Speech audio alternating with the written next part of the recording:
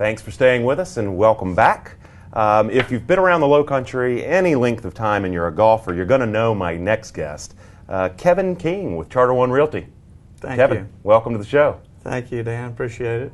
Great to have you. Kevin, before we jump in, let Kevin kind of introduce himself and give a little background of how he got where he is. He is the 9-time Hilton Head Amateur Champion. Kevin qualified for the Senior Tour in 2007. He's played in 3 Heritages. Those are all pretty noteworthy, so in case we didn't get to that, I wanted to mention that. But Kevin, I'm gonna turn it over to you and just let us tell us briefly about your background and where you went to school and how you got to Hilton Head and so on. Well, it's a long story if you really want to hear it, but we do. Yeah. Actually, I grew up in North Carolina. Went to Chapel Hill, University of North Carolina at Chapel Hill on a full golf scholarship and played four years there. And was fortunate to be captain of the team my senior year and had a wonderful experience there. And so when I graduated, I turned professional and played for 3 years and got to the finals of tour school 2 out of the 3 years, missed my card, had gotten married to my wife, Lynn, which is still my wife. That's a good thing. That's a good thing, very good thing. She's been unbelievable. But I told her if I was not on tour with a good promise after 3 years that I was going to give it up and get into something where I could make some money if I wasn't making any money then. So the 3 years came due, and so I told her, I said, I'm going to give it up. I started looking for something to do, and it was really funny. I'd actually had gotten a job offer at Bay Hill from Dick Titty, who was the head pro there and Arnold Palmer's right-hand guy, and he was going to give me a job, and I really wanted to get into sales. I didn't necessarily want to go into the golf business, and because I'd grown up in it all my life. Right. I'd worked in the pro shops and done all that, so I'd done that. So I wanted to do something different.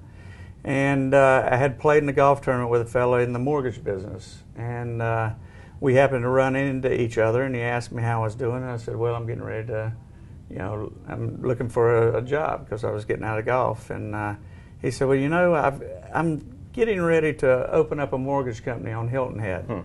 You'd be perfect with your golf up there. And we thought about it, and we said, well, I don't know what a mortgage is, really. Other than the monthly payment on the house, right? Yeah, well, I didn't have a monthly payment at that time. We were you. renting. So, Right. So I said, if you can train me, you were on a golfer's salary. He said, so don't you didn't know what a worry. mortgage Yeah, was. exactly. Yeah. So he gave me an offer I couldn't refuse, and we moved. The rest is history. And, so I ran the mortgage company for 4 years and then decided, to take a shot at real estate. And I've been selling real estate now for 24 or 5 years.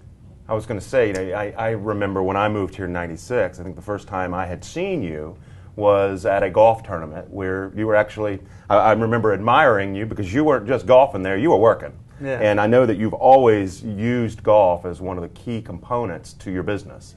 Talk a little bit about how golf has enhanced your ability to grow your business.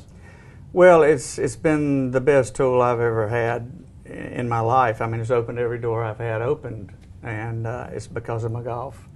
But, I tell people I've always been good at playing with people, high handicap, different ages, and I think it's because of my background where I grew up at a municipal course in Winston-Salem, North Carolina, and I would be out there all day in the summer, and I would be playing with retired guys. Go out and I'd play all day, and I'd play 18 with this guy and 18 with this guy, these guys.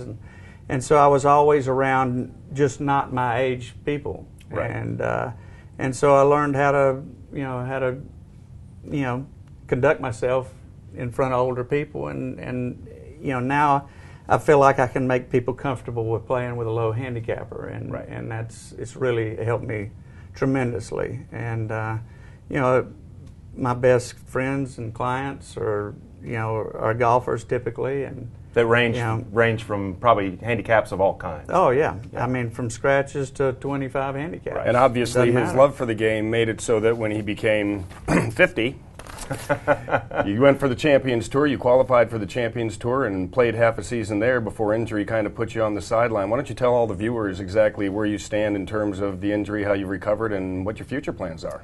Well, after the 2007 season, I was preparing to play some more in 2008, and I tore some cartilage in my hip doing squats. I'd added, I was in the best shape of my life actually, and I decided to add some extra weight. Uh-oh. And I Oops. felt something. Yep, I felt something pop in my hip, and lo and behold, it started getting worse and worse. And by April of that year, I couldn't stand it anymore and went under the knife, and they cleaned it out and rehabbed after that. Didn't work. Then I went back and they did a called a Birmingham hip resurfacing. And at the time, it was a surgery that they thought was very, very good for younger people in good shape that had a hip issue. And ends up that I had this surgery. I rehabbed for about 8 months, and I ended up tearing a muscle off in rehab. Had to go back in, reattach that muscle in the same incision, and rehab for another 8 months. Wow. And that didn't work. And they finally figured out that I was having an allergic reaction to the cobalt in the metal. It was metal on metal.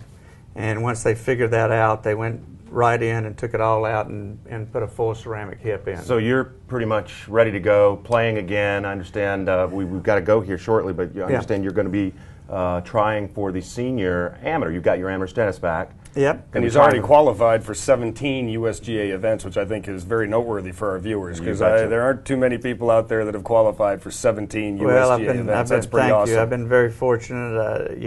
My first one was at 19 years old, and I played in the U.S. Open. So that was a great experience. But the USGA events are the best run events that you can possibly do. Yeah. But my plans are now. It's been a year and a half since my last surgery, and I'm getting stronger and stronger. I still have some weakness in my hip, but I've got my game back pretty good. So I'm gonna take it on the road this summer. I know all the amateurs, including myself, have taken notice. He's back. We all tried to get our wins in there while we could, but Kevin King, it's been a thrill to have you here. Well, thank you, Dan. We're honored that you've made Hilton Head your home, and you've represented us so well through the years. Well, with that's your golf awful success. nice. That's awful nice. Thank you. So thank you again for being here. Look forward to seeing you out on the course. Thank you. We've got to take a quick break. When we come back, we're going to be with Tom Kneff with Links Magazine. It's based right here on Hilton Head. Stay with us.